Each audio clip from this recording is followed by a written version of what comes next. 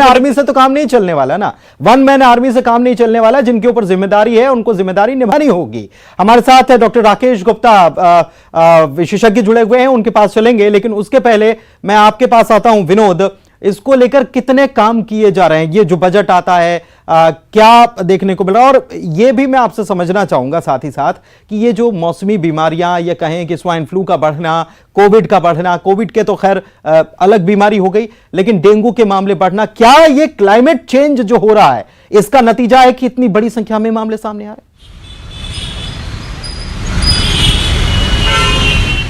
बिल्कुल, climate change हो रहा है। कभी बहुत तेज गर्मी पड़ रही है, कभी बारिश हो रही है, उमस हो रही है।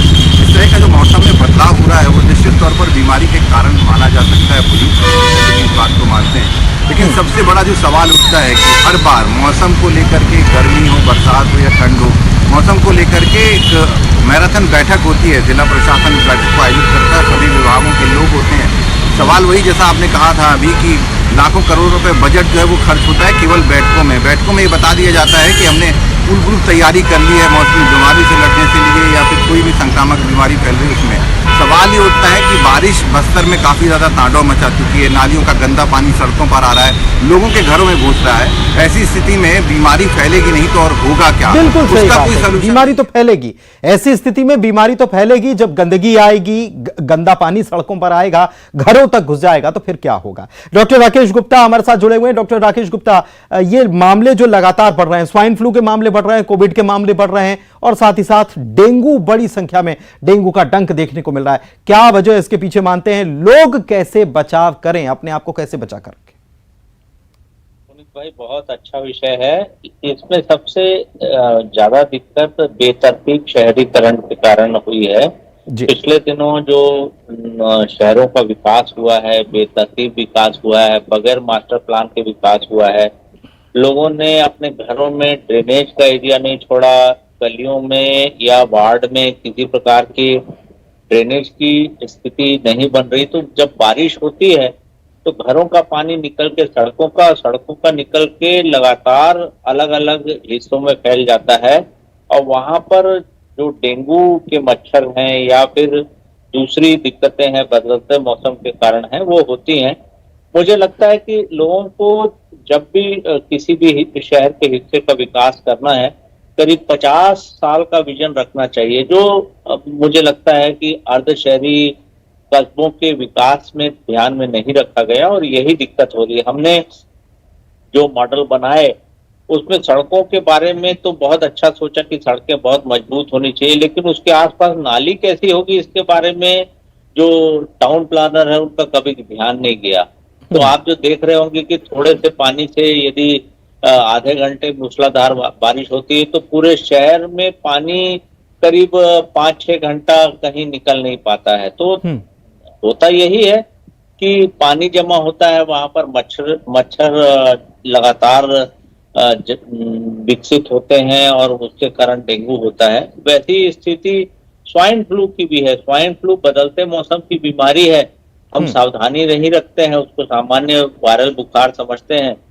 सभी प्रकार के टेस्ट जो जरूरी डॉक्टर बताते हैं वो हम खुद से इलाज करने के पीछे पड़ जाते हैं, और जब पड़ता है तो हमें पता लगता है कि स्वाइन फ्लू कॉम्प्लिकेट हो गया।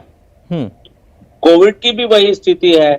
जो टीकाकरण, जब शासन ने कहा कि टीकाकरण होना चाहिए, जनप्रतिनिधि और समाज सेवी इस बात के लिए जोर देते रहे कि टीका उपलब्ध है, आप लगवा लीजिए, तो लोगों को लगा कि कोविड चला गया। आज स्थिति ये है कि बड़े शहरों में 12 से 15% पॉजिटिविटी रेट है, और हाई रिस्क के जो मरीज हैं वो काल कलवित हो रहे हैं। तो ये सारी दिक्कतें, जब तक सामाजिक जागरण नहीं होगा और हम लोग अपने स्वास्थ्य के प्रति और अपने शहर के विकास के प्रति सचेत नहीं रहेंगे, तब तक इसी प्रकार की स्थिति होती होगी।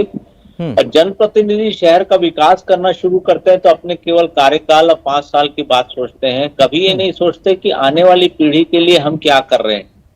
शहर का विकास हमेशा 50 साल के हिसाब से होना चाहिए। 20 और 30 साल के कालखंड में हमको सोचना चाहिए कि वार्ड का विकास, यदि आबादी अभी 2 से 5 लाख हो जाएगी तो कहाँ पर बाजार होंगे, नालियों का आकार क्या होना चाहिए, सड़कें कैसी होनी चाहिए, पानी की व्यवस्था क्या होनी चाहिए, पानी कैसे मिलेगा, और उसका निकास कैसे होगा, ये सब हम सोचते नहीं है और उसका खामियाजा हर पीढ़ी को भुगतना पड़ता है।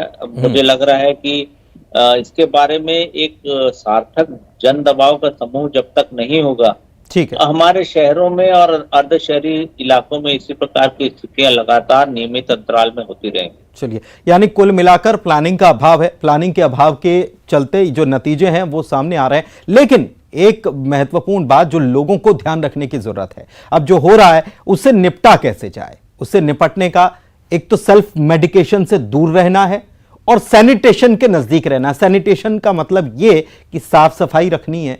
सैनिटेशन का मतलब यह कि आसपास अगर पानी इकट्ठा भी हो रहा है तो वहां कैसे छिड़काव करके वहां मच्छर ना पनपने पाए, इसकी जानकारी खुद भी रखनी है, औरों को भी सजग करना है, तो हम इससे बच पाएंगे। क्योंकि मौसमी बीमारियां हैं और इन सब के चलते स्वास्थ्य महकमा अपना काम कर रहा है, लेकिन हमको कितना ध्यान रखना यह समझना होगा। बहुत शुक्रिया आपका हमारे साथ जुड़ने के लिए। हमारे सहयोग भी हमारे साथ जुड़े थे, उन दोनों का भी बहुत शुक्रिया। और इसी के साथ इस कार्यक्रम में इतना ही। नमस्कार।